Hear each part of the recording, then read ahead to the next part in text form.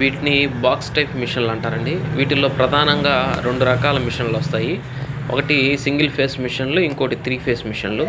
ఈ single phase మిషన్లు ఏంటంటే కండెన్సర్ కానీ క్లచ్ కానీ లాంటివి పోయినప్పుడు మిషన్ తిరగవు. అలాగ తిరగనప్పుడు మనం ఇట్లాగ ఏళ్ళు పెట్టి మిషన్ తిప్పాలని చూసినప్పుడు కొన్ని సందర్భాల్లో ఏళ్ళు నలుగుతాయి.